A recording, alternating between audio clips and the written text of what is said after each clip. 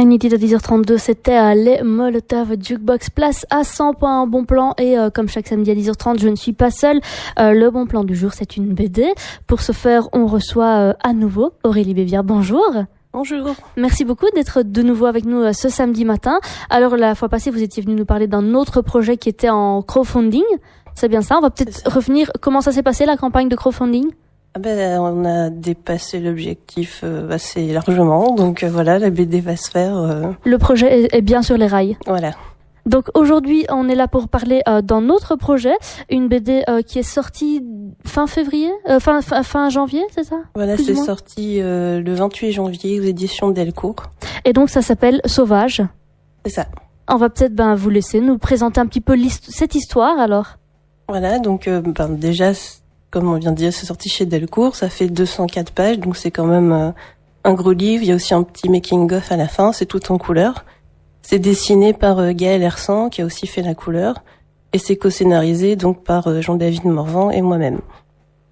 Donc Sauvage, ça raconte en fait l'histoire de la vie de Marie-Angélique Mémy Leblanc, qui est un personnage qui a vraiment existé et qui a vécu à peu près entre 1712 et 1775, entre ce qui est maintenant le Canada, qui était donc les colonies françaises de l'époque, et la France. Voilà. Et donc, oui, comment vous est venue l'idée de partir sur un tel sujet? alors en fait, Marie-Angélique, elle a eu son quart d'heure de gloire au XVIIIe siècle parce qu'elle était très connue quand elle s'est fait capturer en 1731 dans un petit village de Champagne et elle était dans un état sauvage. Donc elle est connue comme des enfants sauvages les plus célèbres. Elle a vraiment été très connue à l'époque. Elle a même été co-auteure d'un best-seller paru en 1755 qui racontait le peu dont elle se souvenait de sa vie et qui était écrit par une dame qui s'appelle Madame Eke et probablement aidée par Charles de la Condamine, un explorateur naturaliste et tout. Et donc, à la base, Gaël est tombé sur ce personnage, sur quelques lignes sur Internet qui racontait un peu sa vie sommairement et le fait qu'elle était enfant sauvage. Donc, au départ, c'est ça qui était le point de départ du récit. Et en fait, quand on s'est penché plus sur le personnage, on s'est rendu compte que Marie-Angélique, c'était bien plus que ça, qu'elle avait une vie très riche, qu'elle avait vraiment vécu des tas de choses extraordinaires qui l'avaient conduite à être enfant sauvage pendant une dizaine d'années, et ensuite elle a encore vécu plusieurs dizaines d'années. On sait qu'elle est morte donc en 1775 et qu'elle a encore vécu des choses assez fortes même après ça, quoi. Et donc justement, j'imagine que pour partir sur cette histoire, il a fallu faire toute une série de recherches. Il y a quand même une certaine base historique. Oui, voilà, nous, c'est vrai qu'on voulait pas faire un compte-rendu d'archives ou un documentaire ou quelque chose de très rigoureux historiquement parce qu'on est auteur de BD, donc on assume le fait que c'est une fiction et que c'est romancé. Mais on a respecté quand même les principaux événements de sa vie, la chronologie, les dates importantes, les rencontres importantes qu'elle a faites, même si on a dû en éluder certaines.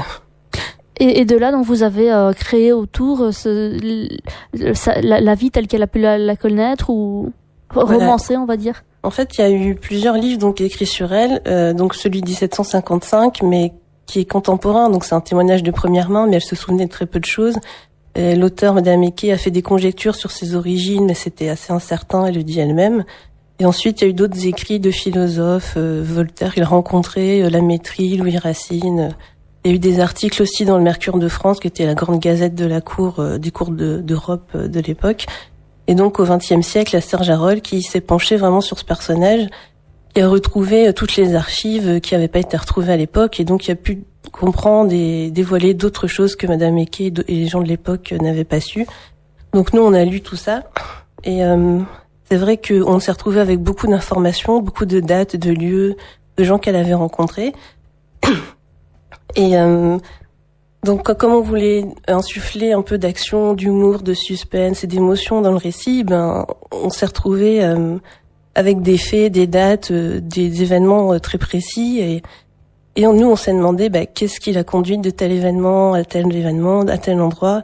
Et surtout, on a voulu investir les hommes d'ombre de l'histoire qui étaient essentiellement du point de vue émotionnel, les motivations, ce qu'elle a ressenti. Puisque même dans le livre de 1755, c'est écrit qu'elle ne s'est jamais confiée sur ce qu'elle avait ressenti, sur sa douleur de se voir capturée, sachant aussi qu'un élément très important sur lequel on a finalement décidé de baser un peu notre île rouge, et qu'elle a vécu 10 ans en forêt avec une compagne, elle n'était pas seule. Donc pour nous, c'est un élément très important de sa survie. Et donc sa compagne est morte et elle a été capturée quelques jours après. Et donc voilà, nous on s'est retrouvés avec beaucoup de faits, de matières premières, mais pas la partie émotionnelle, psychologique du personnage. Donc on a voulu essayer de comprendre ça, on essaie de donner notre vision des choses, voilà, sans prétention que c'était la vérité, mais c'était notre façon d'humaniser le personnage, quoi, de se dire, voilà, elle a été à tel endroit, à telle époque, à telle date et tout ça, mais pourquoi, qu'est-ce qui l'a motivée, qu'est-ce qu'elle a ressenti, quelle relation elle a pu nouer avec les gens, sachant qu'elle est passée d'un lieu à un autre très très vite, donc ces relations ont jamais pu être hyper approfondies, on n'a pas de connaissance qu'elle ait gardé des amitiés sur toute sa vie, quoi. Au final, sa relation la plus longue et la plus profonde, c'était avec sa compagne de 10 années d'errance en forêt, quoi. Et donc justement, cette période d'errance est aussi dans ce livre, ou alors on sait, vous êtes basé plutôt sur les années de vie à partir desquelles elle a été capturée. Quelle est la chronologie du bouquin, enfin de la BD? Donc on a essayé de raconter à peu près toutes les périodes, sachant qu'on s'est plus attardé sur certaines que sur d'autres, bien sûr. Il y a 10 années de vie dans les couvents qu'on a résumé à 5-6 pages parce que c'était pas forcément l'élément qui nous avait le plus marqué. Sur sa vie en forêt, bien sûr, on n'a pas d'archives. Vous imaginez, les écureuils n'ont pas tenu des registres, donc on a dû imaginer. On aurait dû chercher des troncs d'arbres gravés. Mais... Voilà, on ne sait jamais. Donc du coup, on s'est imaginé comment elles avaient pu survivre. Tout ce qu'on sait, c'est qu'elle a rapporté qu'elle vivait, qu'elle se réfugiait dans des terriers, dans des arbres. Et quand on l'a retrouvée, elle s'exprimait qu'avec des grognements, des cris d'oiseaux. Elle imitait très bien certains chants d'oiseaux, mais elle savait plus du tout parler. Et donc on sait que sa compagne était probablement éthiopienne, en tout cas elle était noire, donc elle parlait pas français, et donc elles avaient aucune langue en commun, et du coup elle était complètement coupée de ça. Donc nous on a raconté un peu tout, et on a décidé de baser le récit sur le fait que Marie-Angélique a été beaucoup rejetée. En fait, il y a eu tout un paradoxe où on la trouve à l'état sauvage. Donc on commence notre récit en 1731 quand elle se fait attraper, et on remonte petit à petit ses souvenirs pour raconter toute son enfance depuis sa naissance dans une tribu amérindienne jusqu'à sa capture, et aussi après on raconte sa vieillesse, tout ce qu'elle a vécu, comme elle a fini comme bourgeoise lettrée à Paris, pensionnée par la reine. Donc on raconte tout, mais pas dans l'ordre. On voulait pas faire une biographie linéaire en fait.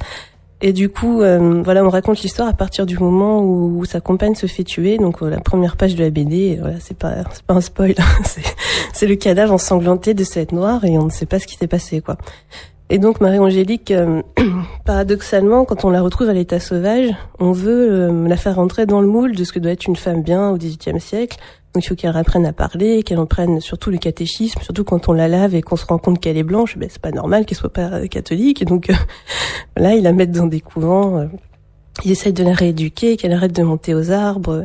Elle nage comme un poisson. À l'époque, c'était hyper rare. Les gens, ils avaient très peur de l'eau. Ils mettaient un peu d'eau dans une bassine pour se laver, mais si jamais ils se seraient plongés dans une rivière, c'était vraiment monstrueux pour eux. Ils l'ont pris pour un diable, quoi. Donc d'un côté, ils estimaient qu'elle avait sa place dans cette société, qu'elle devait s'y conformer.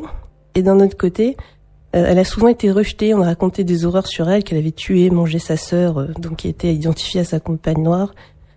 Qu'elle dévorait les enfants. Et bon, ce qui était vrai, c'est qu'elle mangeait vraiment de la viande crue, elle dépeçait des lapins à main nue, qu'elle avait attrapé aussi à main nue des grenouilles. Elle se nourrissait que de viande crue, de fruits, de poissons et de racines.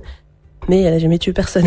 Mais du coup, on lui a reproché toute sa vie d'être une sauvagesse, de pas avoir sa place. Elle a voulu devenir religieuse, et on lui a mis beaucoup d'obstacles, puisque pour eux, quand même, le fait qu'elle ait un passé sauvage, ça passait pas, quoi. C'était trop monstrueux pour qu'elle soit digne de servir Dieu. Mais du coup, j'imagine que c'est une histoire qui fait ressortir continuellement certains thèmes. Donc on a évoqué l'isolement, la société qui veut qu'on soit dans un cadre, dans un moule. Est-ce qu'il y a d'autres thèmes comme ça qui ont été voulus par vous, ou qui sont de force amenés par son histoire? C'est vrai que quand on lit l'histoire, on est assez submergé par tous les thèmes possibles à aborder. Donc un des thèmes très forts, c'est bien sûr l'opposition entre la nature, la culture, la société, le fait qu'elle était un symbole. En plus, ça se passe à la grande période des philosophes des Lumières. Donc on sait, comme j'ai dit, qu'elle a rencontré Voltaire, la Condamine et d'autres. Donc elle a vraiment questionné son époque, en fait. C'est vrai qu'il y a l'épître sur l'homme de Louis Racine qu'il a présenté sous un jour pas très glorieux. Après, il l'a revu quelques années plus tard. Il a vu qu'elle était devenue calme et tout. Donc il s'est un peu ravisé, mais c'est vrai qu'elle était un peu instrumentalisée en quelque sorte pour illustrer des propos soit philosophiques, soit religieux. Il y en a qui disaient voilà ce que c'est l'homme quand il n'y a pas de religion, c'est des sauvages. Et... Il y a aussi tout ce questionnement de l'autre qui est différent de soi. Oui, voilà, ouais, le fait qu'elle soit très marginale en fait. Et alors, donc on lisait la bande dessinée est parue fin janvier. Est-ce qu'il y a déjà eu des premiers retours comme ça de lecteurs ou de blogs de gens qui aiment lire, etc. Généralement, il y a déjà eu des premiers comptes rendus par rapport à la BD? Alors, on est bien agréablement surpris parce qu'il y en a eu plein. Donc, pour un one shot en plus, c'est plutôt cool. Donc, il y a eu beaucoup de blogs et de sites et de forums, qui en ont parlé, des articles un peu partout. On nous a demandé beaucoup d'interviews sur la radio, même à la télé, sur RFO, où Gaël est passé il y a pas longtemps. Nous, ce qu'on fait pour les curieux qui voudraient se renseigner avant d'acheter le livre, c'est qu'on fait une sorte de revue de presse sur notre blog, en fait, où on compile un peu tout ce qui a été dit. Donc, si vous voulez aller voir le blog, c'est mariangélique.blogspot.be ou .fr, selon où vous êtes. Comme on poste toutes les deux, Gaël et moi, voilà, ça marche dans les deux pays. Voilà, un blog qu'on vous partagera sur notre page Facebook. On va peut-être justement en parler du travail de Gaël parce que rien qu'en regardant la couverture, on voit que c'est vraiment du beau dessin, les couleurs, etc. Il y a vraiment un travail de finition très, moi qui me plaît énormément. Donc on va peut-être en dire un petit mot de ce travail, même si la principale intéressée n'est pas forcément en studio, mais on va essayer tant bien que mal de rendre hommage à son travail. J'ai bien suivi le sujet, donc je pense que je peux en parler. J'ai l'impression. C'est vrai qu'elle a essayé de faire un trait très vivant, quoi, aussi, de par les thèmes abordés, la sauvagerie, la vitesse de Marie-Angélique et tout ça. Et en même temps, ces couleurs sont inspirées par beaucoup de peintres du 18e ou des photographes plus récents.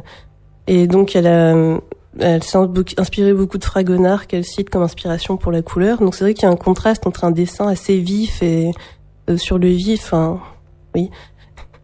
Et une couleur douce et plus contrebalancée, quoi. Et c'est vrai que sur la couleur, il y a eu un travail très particulier puisqu'il y a des scènes de flashback, comme je disais, comme on revient en arrière quand Marie-Angélique frôle la mort aussi, on en profite pour raconter sa naissance. Enfin, voilà, on relie aussi des thèmes comme ça la mort et la naissance. C'est quelque chose que j'ai oublié de dire, mais c'est vrai que c'est aussi un thème qui revient plusieurs fois.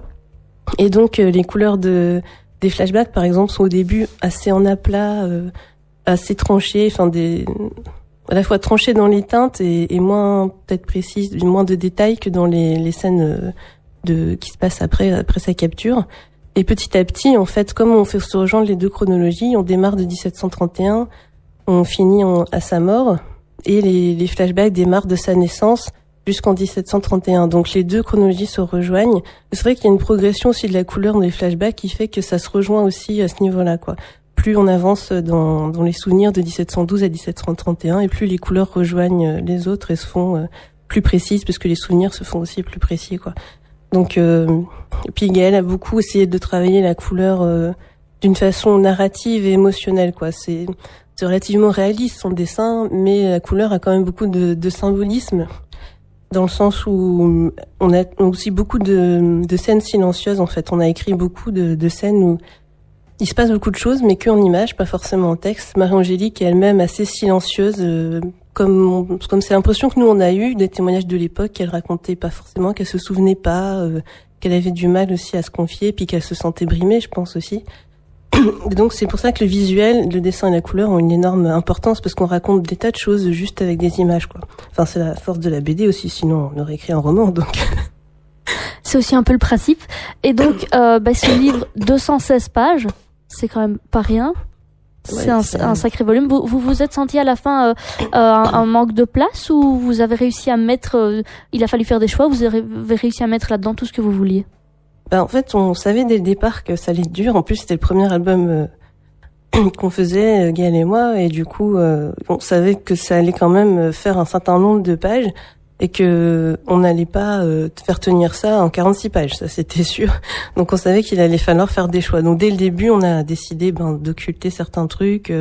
On a combiné aussi des éléments dans certaines scènes, des rencontres qui ont probablement eu lieu séparément. On en a fait une seule scène pour unir tous les personnages. Pas seulement pour gagner de la place, aussi parce que pour gagner en fluidité, en truculence, parce qu'on pouvait réunir des personnages comme Catherine Opalinska, la reine de la mer la mère de la reine de France de l'époque, et Voltaire. C'est assez intéressant de les mettre tous les deux face à des religieux et Marie-Angélique. Et donc voilà, il y a des choses qu'on a vraiment délibérément occultées, d'autres qu'on a raccourcies. Voilà, mais sans forcément se mettre la pression de la rigueur historique très précisément. Donc du coup, on a pu se permettre beaucoup de liberté, quoi. Donc voilà, on était parti sur 188 pages. Finalement, c'est permis de déborder un petit peu parce qu'on voulait pas bâcler la fin non plus, quoi. Même si on veut faire un livre d'une taille raisonnable, fallait quand même garder cette émotion et donc garder quand même de la place aussi pour bien raconter les choses, quoi. Mais voilà, donc ça donne donc Sauvage sur un scénario de vous-même et de Jean-David Morvan avec des dessins et couleurs de Gaël Hersan aux éditions Delcourt, 216 pages, donc c'est bien ça? Ça fait 204 de BD plus quelques pages de making of en fait à la fin. Il y a des croquis, des photos, des explications sur un peu comment on a travaillé. Donc un livre qu'on peut retrouver à quel prix et où? Alors il est à peu près à 25 € et on peut le trouver un peu partout en fait. À Liège, il y a des librairies BD, vous pouvez aller à BD World par exemple, il sera accessible. Pour ceux qui habitent un peu loin des villes, vous pouvez le commander aussi sur internet, Amazon, la Fnac ou autre. Donc voilà, je pense qu'il n'est pas difficile à trouver. Et donc plus d'infos sur le blog également, mariangélique.blogspot.be pour toutes les informations. Voilà, vous pouvez retrouver tous les dates de dédicaces de Gaël et nous autres, même si la dessinatrice c'est plus intéressant, si vous voulez faire illustrer votre livre. Donc voilà, on met les dates, les lieux des dédicaces festivals et d'autres informations complémentaires, des croquis, du contexte historique, voilà, plein de choses supplémentaires, quoi. Voilà, on mettra tout ça bien sûr sur notre page Facebook.